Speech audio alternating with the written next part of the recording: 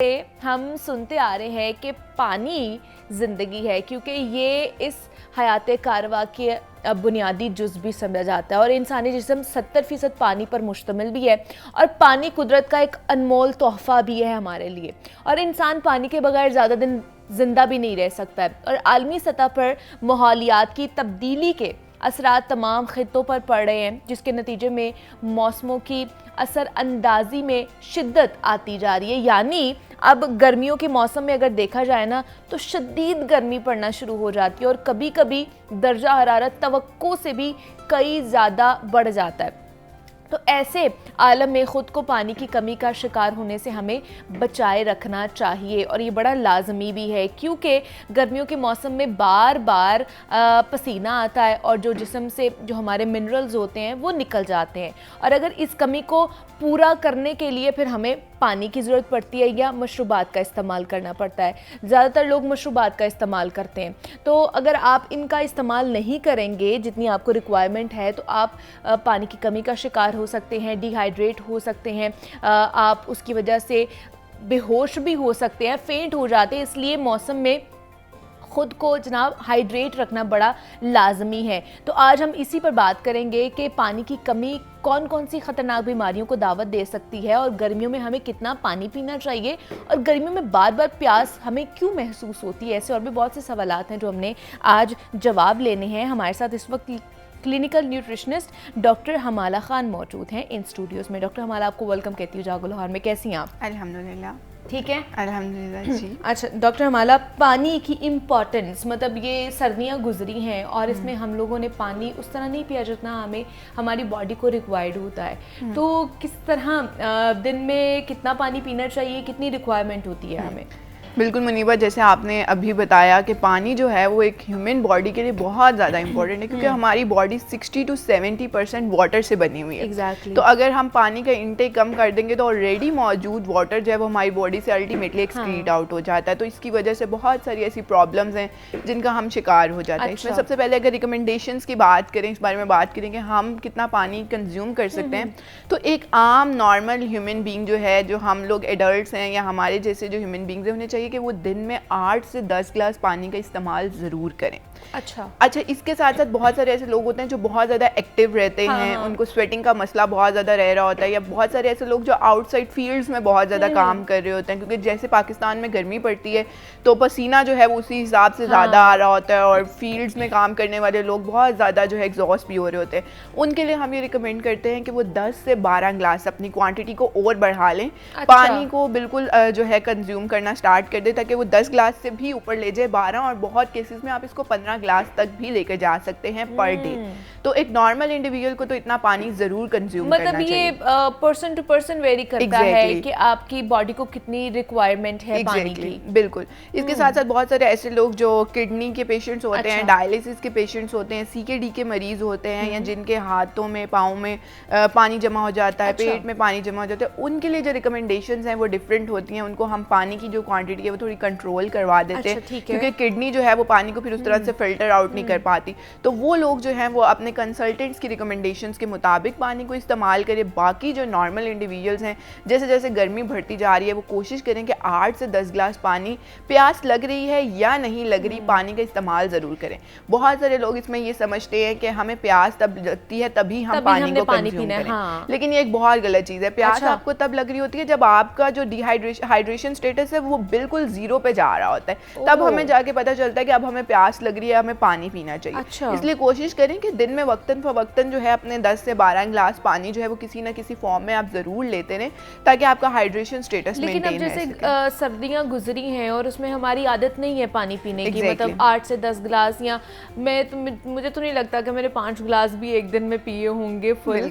तो आदत हमें नहीं है कि हम इतने गिलास पानी पिए। तो किस तरह खुद को, जब तक प्यास नहीं नहीं लगती तब तक मैं पानी नहीं पीती हूँ। मेरी ये आदत है। मैं क्या करूँ, किस तरह इससे छुटकारा अच्छा, हासिल इसमें कर सकती हूँ? अगर एक बंदे को उसके बेनिफिट्स के बारे में, पानी के बेनिफिट्स के बारे में बताया जाए, स्पेशली लड़कियों को अगर इस चीज़ से अवेयर किया जाए कि स्किन की प्रॉब्लम जो है वो पानी के साथ बहुत ज़्यादा रिलेटेड होती हैं। अगर आप पानी की कंसंट्रेशन को या क्वांटिटी को कम कर रहे हैं तो आपके स्किन के मसले जो हैं बहुत ज़्यादा शुरू हो जाएंगे। आपको एक्नी प्रॉब्लम्स और इस तरह की चीज़ें जो हैं वो नज़र आना शुरू हो जाती हैं। मतलब पानी ना कंज्यूम करने के साइड इफेक्ट्स आपको किसी ना किसी फॉर्म में आपकी बॉडी ज़रूर रिजल्ट दे देती है कि जिसकी वजह से आपको पता चल जाता है कि ये जो नुकसानात हैं ये हुए हैं। स्पेसिफिकली अगर इसके बेनिफिट्स के बारे में हम बात करें तो एक नॉर्मल इंडिविजुअल अगर पानी का इस्तेमाल करे तो उसकी ब्रेन फंक्शनिंग के लिए बहुत ज़्यादा इंपॉर्टेंट है, क्योंकि ब्रेन जो है वो बिल्कुल ठीक तरह से काम करता रहेगा।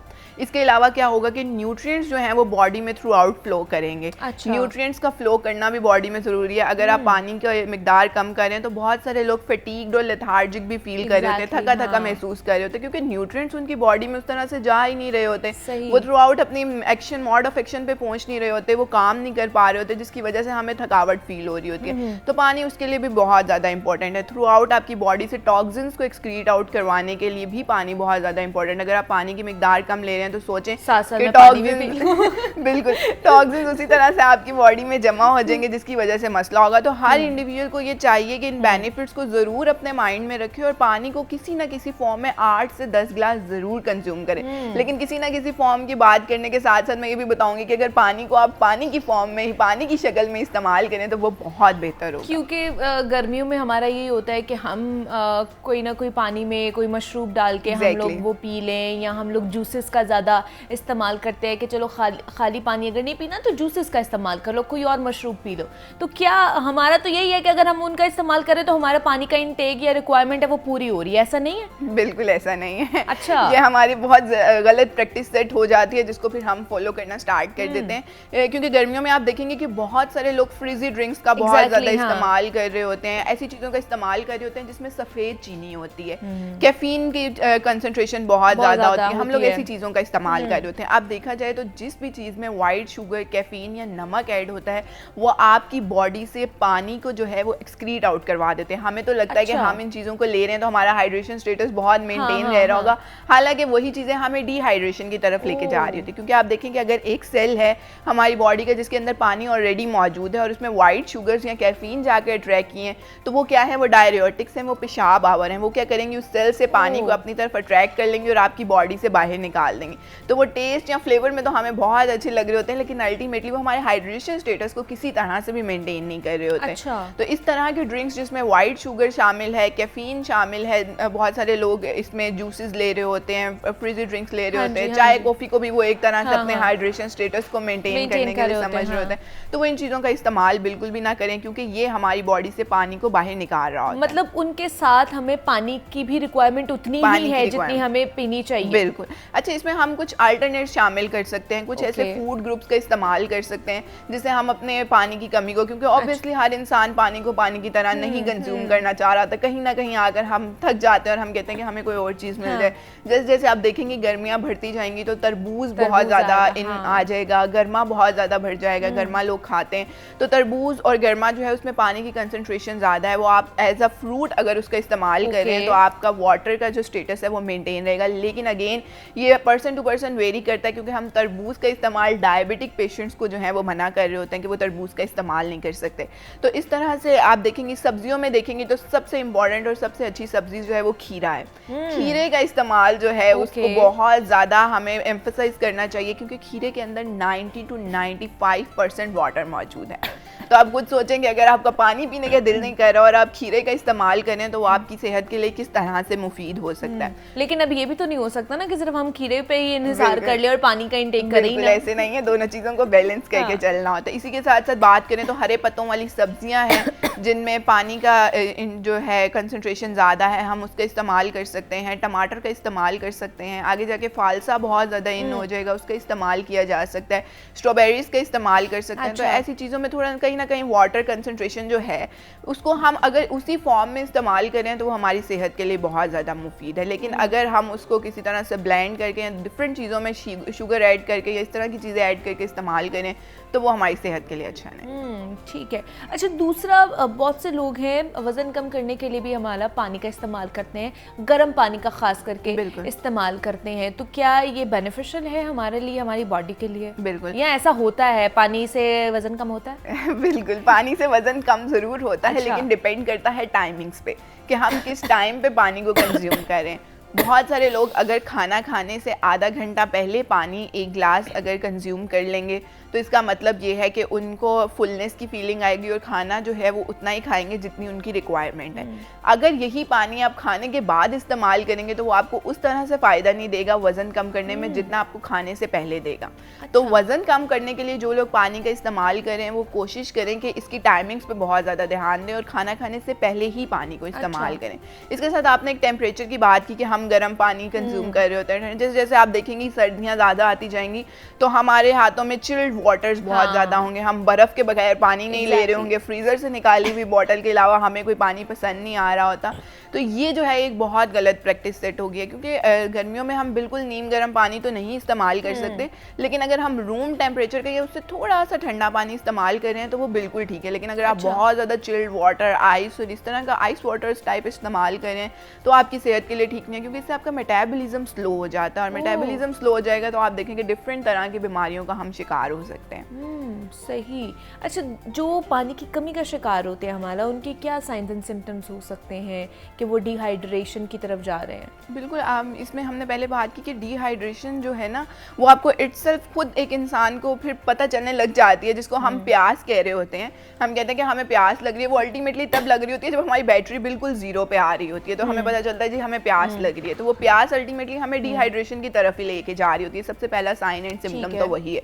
इसके साथ साथ आप देखेंगे कि आपकी बॉडी आपको नेगेटिवली जो है वो रिएक्ट करना स्टार्ट कर देगी, रिजल्ट्स आना शुरू हो जाएंगे, आपके एक्नी फेस पे बहुत ज़्यादा होना शुरू हो जाएगी, आपको इस तरह के मसले होना शुरू हो जाएंगे। इसके अलावा आपका स्टमक जो है वो बहुत ज़्यादा एसिडिक होना स्टार्ट हो जाएगा, आपको बहुत ज़्यादा थकावट और इस तरह की चीज़ें फील हो रही होंगी, जिससे आपको पता चलेगा। इसमें एक इंपॉर्टेंट चीज़ अगर मैं बात करूँ, क्योंकि आगे मौसम बहुत ज़्यादा इस तरह का आ रहा है, लोग सत्तू का इस्तेमाल बहुत ज़्यादा कर रहे होते हैं। आप देखेंगे कि जगह जगह पे स्टॉल्स लगे होते हैं जहाँ से लोग सत्तू पी रहे होते हैं। तो वाइट शुगर्स की हम बात करते हैं कि वाइट शुगर्स वाली चीज़ें डिहाइड्रेशन का शिकार करवाती हैं, लेकिन अगर आप वाइट शुगर्स के साथ साथ गुड़ या शक्कर का इस्तेमाल करें, क्योंकि सत्तू के अंदर शक्कर या गुड़ का इस्तेमाल किया जाता है, अगर आप इस तरह की चीज़ों का इस्तेमाल कर रहे हैं तो वो आपके लिए बेनिफिशियल है। ठीक है, आप इस तरह के ड्रिंक्स का इस्तेमाल कर सकते हैं जिसमें शहद, शक्कर या गुड़ का इस्तेमाल किया जाए। लेकिन अगेन डायबिटिक पेशेंट्स के लिए ये चीज़ नहीं है। ये हम नॉर्मल इंडिविजुअल्स के बारे में बात कर रहे हैं। तो इस तरह के ड्रिंक्स को वो ज़रूर इस्तेमाल करें जिसमें गुड़, शक्कर या शहद शामिल है।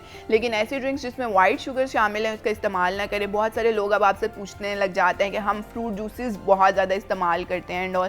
फ्रूट जूसेस को जब आप ब्लेंड करते हैं तो उसके न्यूट्रिएंट्स सारे डिस्ट्रॉय हो जाते हैं। अल्टीमेटली आपके पास क्या बचता है? फ्रूट शुगर्स बचती हैं। फ्रूट शुगर्स आपके फाइबर तो हम निकाल देते हैं बिल्कुल अंदर से। फ्रूट शुगर्स आपके उसके लिए तो बहुत ज़्यादा बेहतर होती हैं, आपके इनटेक के लिए बहुत ज़्यादा बेहतर होती हैं, हाइड्रेशन स्टेटस को भी कहीं ना कहीं मेंटेन कर रही होती हैं। लेकिन इसके बहुत सारे नेगेटिव रिजल्ट्स भी आ रहे होते हैं, क्योंकि हम शुगर्स ले रहे हैं वो कहीं ना कहीं हमारे वेट गेन में मदद करवा रही होती हैं या फिर कहीं ना कहीं आपको डिस्ट्रॉय कर रही होती हैं। तो मैं रिकमेंड करूँगी कि अगर आप किसी भी किस्म की ड्रिंक लेना भी जा रहे हैं तो कोशिश करें कि आप ऐसी ड्रिंक्स का इस्तेमाल करें जिसमें वाइट शुगर शामिल ना हो, जिसमें स्पेसिफिकली कैफीन शामिल ना हो। ठीक है, और इसी के साथ साथ मैं बात करूंगी कि बहुत सारे गर्मियां बढ़ती जाएंगी तो स्टॉल्स में बहुत ज़्यादा इजाफा होता जाएगा। इमली, आलू बुखारे का शरबत और सत्तू का शरबत, इस तरह के शरबत जो हैं वो आपको बहुत ज़्यादा अवेलेबल नज़र आएंगे। तो कोशिश करें कि उन शरबतों का इस्तेमाल ना करें बाहर से, उनको आप घर पे बना के ज़रूर कंज्यूम करें, क्योंकि बाहर वाले जो शरबत होते हैं उसमें वाटर की जो क्वालिटी होती है वो बहुत ज़्यादा ख़राब होती है,